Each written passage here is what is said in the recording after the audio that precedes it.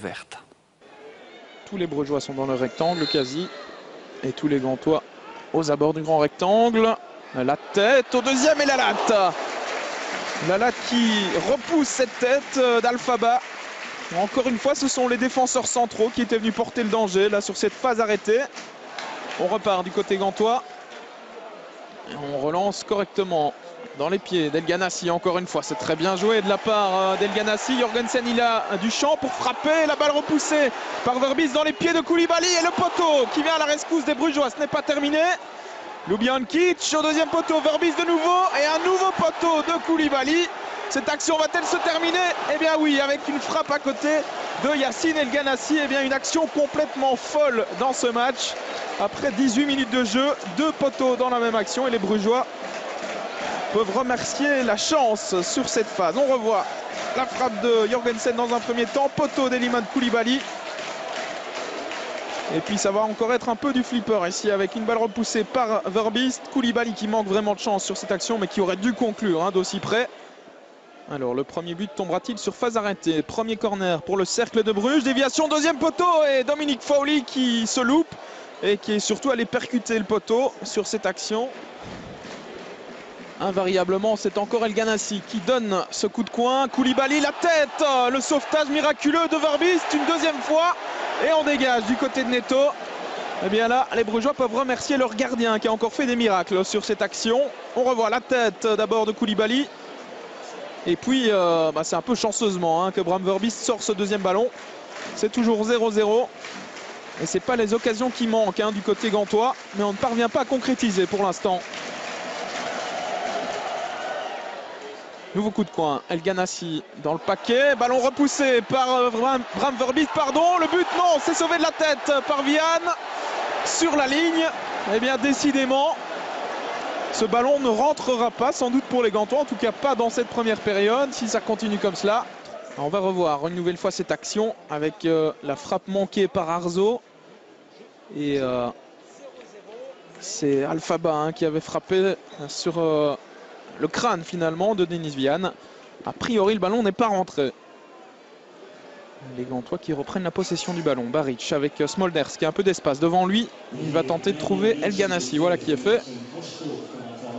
El Ganassi à toute vitesse avec Rudy qui revient dans son dos. Le centre extérieur pied d'El Ganassi et Vian qui se trouve.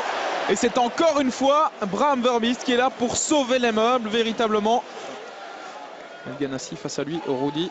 La passe en retrait d'El Ganassi qui reste disponible pour Marco Soler. Retour avec le Diable Rouge. Attention, El Ganassi, la frappe, ça ne passe pas loin, c'était bien tenté. Là, il tente, il ose, il provoque El Ganassi. Il fait un bon match dans l'ensemble pour l'instant. Vaneno dans le rectangle. Face à lui, il y a Mario Baric. Les crochets de Vaneno, la passe elle est bien jouée, elle était belle et le poteau avec Fowley, nouveau poteau. Et c'est Rudy maintenant qui va peut-être pouvoir frapper, qui glisse une nouvelle fois. Eh bien décidément il devrait changer de pneu, le portugais. Et décidément dans ce but on a des actions complètement folles. Un premier poteau, Fowley qui se jette, deuxième poteau pour sauver Frank Books. Et puis Rudy là qui ne parvient pas à frapper, qui glisse. Coup de coin d'El Ganassi. Premier poteau avec la frappe de Nahayo et une nouvelle parade 5 étoiles véritablement de Bram Verbis. Ce gardien il fait un début de championnat tonitruant véritablement. Ce n'est pas terminé pour les Gantois avec Soler. À l'entrée du rectangle, la frappe de Ljubijankic et nouvel arrêt de Bram Verbis. Eh bien on va pouvoir lui ériger une statue du côté de Bruges dès cette première journée de championnat parce que le gardien du cercle est véritablement en train de faire le match de sa vie aujourd'hui. Regardez cet arrêt du bout des doigts ou du bout du pied encore une fois. Et Marco Soler qui perd le ballon au profit de Rudy qui est reparti dans ses dribbles. Alors est-ce qu'il va tenir droit sur ses jambes cette fois-ci? Oui. Rudy, la passe elle est magnifique. Christophe Dan pour le premier but, il est accroché. Et que dit Monsieur Verweken? C'est un penalty. Penalty pour le cercle de Bruges. Eh bien il va falloir revoir cette action parce que j'ai quand même l'impression que Christophe Dan est tombé à contre-temps dans cette action. Carte jaune par la même occasion pour Nahayo qui va être exclu. Voilà la première carte rouge des Gantois cette saison. Elle est pour Nahayo qui avait reçu une carte jaune après 17 minutes de jeu.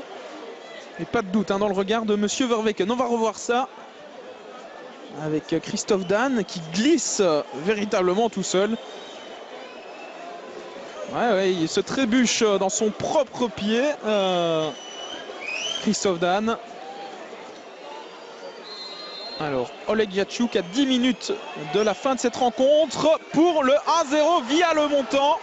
0-1 plus précisément. Le Cercle de Bruges passe devant grâce à ce penalty véritablement généreusement accordé par Monsieur Verweken. Mais voilà, les chiffres sont là. C'est 0-1, ouverture du score pour le Cercle de Bruges par Oleg Yachuk.